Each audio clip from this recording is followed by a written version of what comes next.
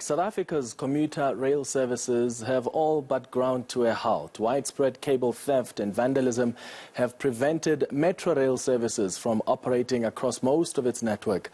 Cables, signaling wires and catenary masts have been stolen. Thousands of security personnel have been deployed to protect stations, but it seems that is also not working, and this only frustrates commuters. eNCA's Dasen Thathiah is tracking this particular story for us. Dasen, thank you so much for making time. This is still a big issue. Does government have a plan? It is a big issue, and you know, when you unpack the impact of all of this, it comes back down to affecting those people that rely on these trains every single day to get to and from work.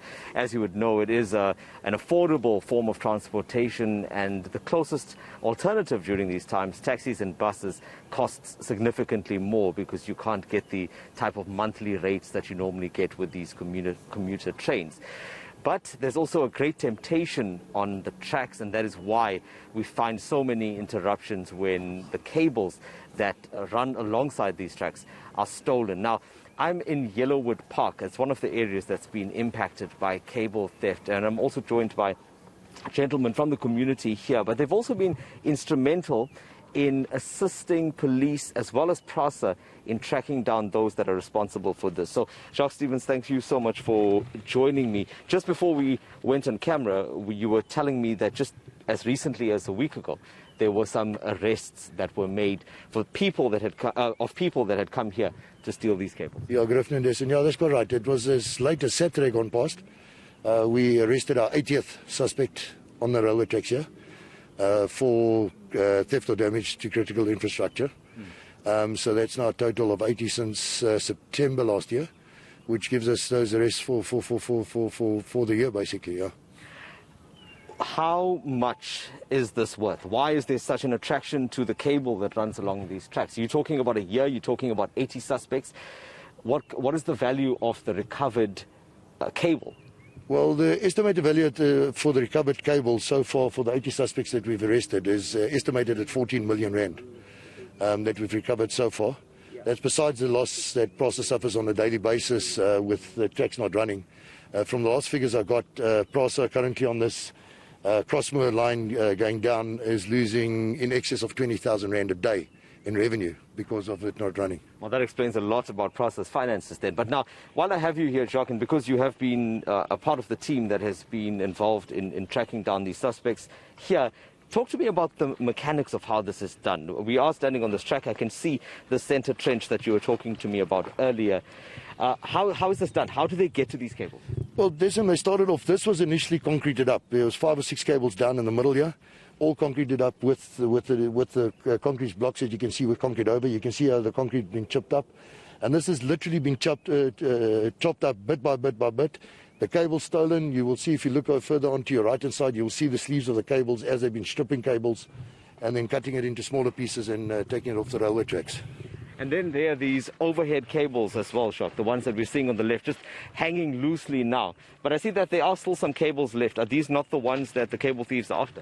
Dasen, these cables that are left, these are the aluminium cables. They got basically no value. They were right at the top. Further down, unfortunately, you can't see it now anymore. You can see the actual support still hanging loose. That was all copper cables right through. I mean, there was four strands of copper cable on each side that actually just been stripped off and taken.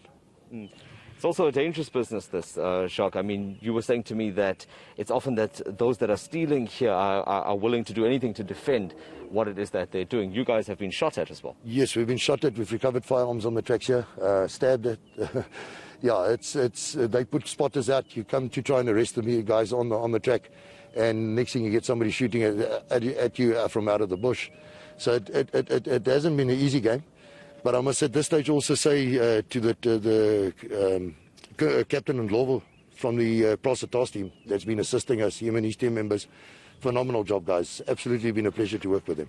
And before I leave you, Jacques, I just want to end with this. Clearly, there are efforts by PRASA as well as police to try and catch these thieves, but it almost seems like it's reactive rather than proactive. Shouldn't this area be guarded by security at least? Listen, it's a big area to cover, and to put the type of manpower out on the tracks, it's just impossible. You know, yeah, we've been very, very fortunate. We've had the SPF under leadership of Kevin Matthews that's been playing a vital role here. We've had the members of the community that's been playing a vital role. As I said, the guys from PRASA itself, Captain Ndlovu and his team, absolutely magnificent. The sad part about it, though, is the fact that from PRASA itself, head office, that type of thing, the community members, the people that's been involved here, not even a thank you from them.